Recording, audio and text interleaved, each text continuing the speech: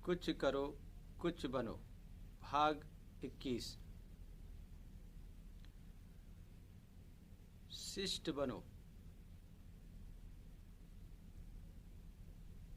महान दार्शनिक महर्षि दयानंद ने शिष्ट और शिष्टाचार की परिभाषा इस प्रकार की है।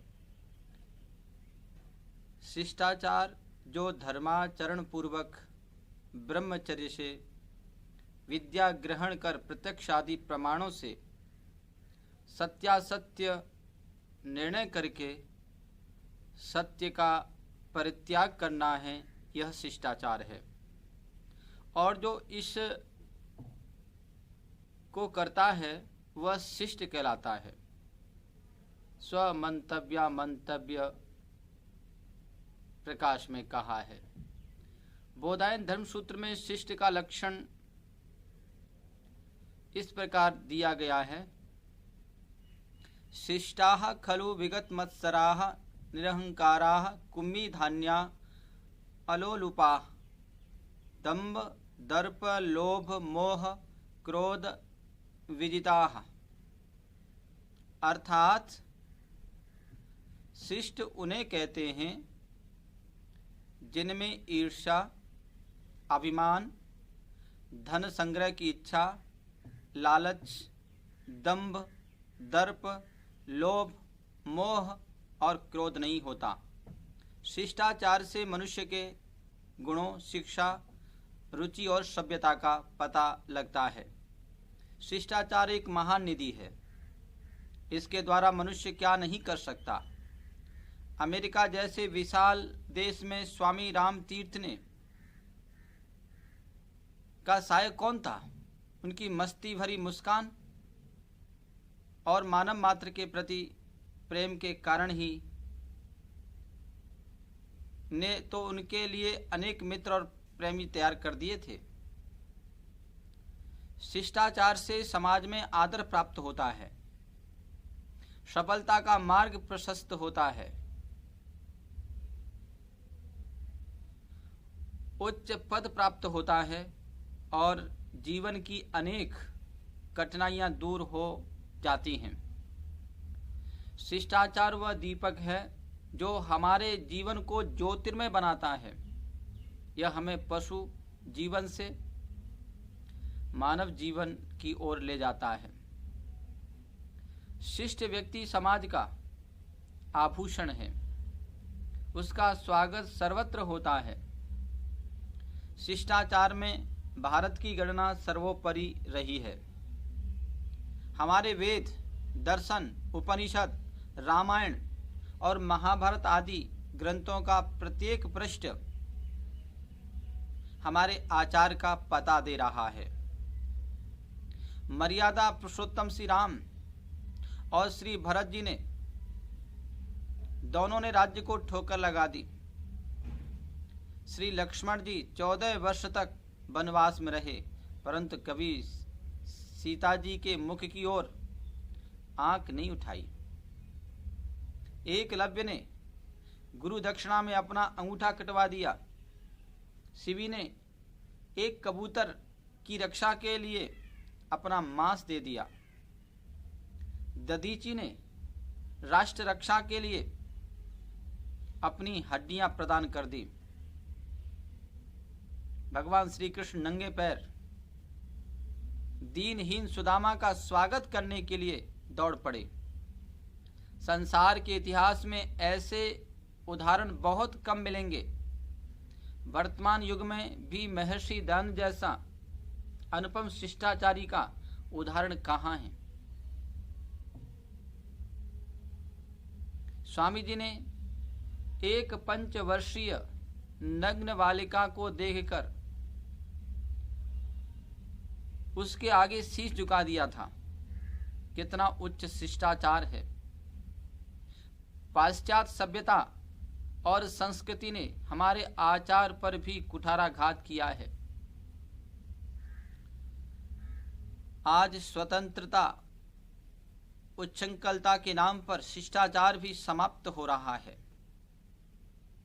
आज माता पिता को प्रणाम करने में हमें शर्म आती है। बड़ों को नमस्ते कहने में हम अपना अपमान समझते हैं। अध्यापकों की नकल निकालने और उनकी हंसी उड़ाने में गौरव का अनुभव करते हैं। युवकों, ठहरो, पीछे की ओर लौटो, स्मरण रखो हमारा आदर्श क्या है। हमारा आदर्श है सभ्यता का रहा सदा यही परिणाम। जीवन में बस ज्योति हो और मरने में निर्वाण। यहाँ शिष्टाचार के कुछ महत्वपूर्ण सूत्र दिए जा रहे हैं। इन्हें अपने जीवन में धारण कीजिए और शिष्ट बनिए। अपने से बड़ों के आने पर उन्हें देखते ही खड़े हो जाइए और उनका अभिवादन कीजिए। अतिथि और सम्माननीय व्यक्तियों के आने पर उन्हें समुचित स्थान देकर आसन पर बैठाना चाहिए। गुरुजन खड़े हों तो स्वयं बैठे या लेटे रहना शिष्टाचार के विपरीत है। वार्तालाप भी शिष्टाचार का एक महत्वपूर्ण अंग है। वार्तालाप के संबंध में 3 बातें बहुत महत्व की हैं। मित, थोड़ा बोलिए, हितकर बोलिए और शिष्ट बोलिए। अंधे को अंधा न कहकर सूरदास और काणे को काणा न कहकर समदर्शी कहना शिष्टता है। सबके साथ सत्य कारण से किसी को भी साथ छल कपट और बेईमानी का व्यवहार न करना और शुद्ध व्यवहार करना। किसी भी अंधे, बहरे, लूले, लंगड़े लोगों को देखकर उनका उपहास न करना। गाली गलौच और गंदी एवं असभ्य भाषा का प्रयोग न करना। नाखूनों को दांतों से न काटना, इससे टीबी होकर शीघ्र मृत्यु हो जाती है। पुस्तक और भोजन द्रव्यों को न पैर से छूना और न लांघना। नारी जाति का सम्मान करो। भोजन करती हुई, वस्त्र पहनती हुई, काजल और बिंदी लगाती हुई तथा नग्न स्त्रियों को मत देखो। नग्न होकर मत सो और न भोजन ही करो। किसी के वैभव को देखकर ईर्ष्या मत करो। किसी को जो वचन दे दो उसका पालन करो। पाखंडी, कुकर्मी, शठ और धूर्तों का वाणी से भी सत्कार मत करो। मार्ग में चलते हुए न खाओ। मार्ग में चाहे जहाँ थूकना, कूड़े और कागज पत्रों को सड़क पर फेंकना और अपने घर को ठीक प्रकार से सजाकर न रखना, ये सब शिष्टाचार के विपरीत है। यहाँ दिग्दर्शन के रूप में कुछ नियम दिए हैं। इनके अतिरिक्त भी सैकड़ों सूत्र हैं जिन्हें शिष्टों के अनुकरण से सीखा जा सकता है। शिष्टों का अनुकरण ही शिष्टाचार सीखने का सर्वोत्तम साधन है। यदि बुद्धिमानी से कार्य लिया जाए तो मूर्ख से भी शिष्टाचार सीखा जा सकता है। किसी ने लुकमान हकीम से पूछा, आपने शिष्टाचार कहाँ से सीखा?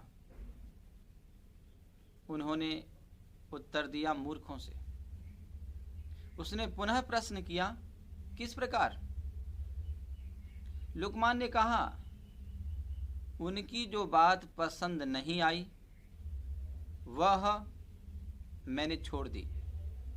आप भी दूसरों के दुर्गुणों को छोड़कर अपने गुणों को ग्रहण कीजिए। जीवन का 3/4 आधार जीवन का चाल चलन है। शिष्टता से जीवन में विनय और नम्रता के भाव जागृत होते हैं और सफलता का मार्ग प्रशस्त होता है। अतः शिष्ट बनो। इति ओम शम।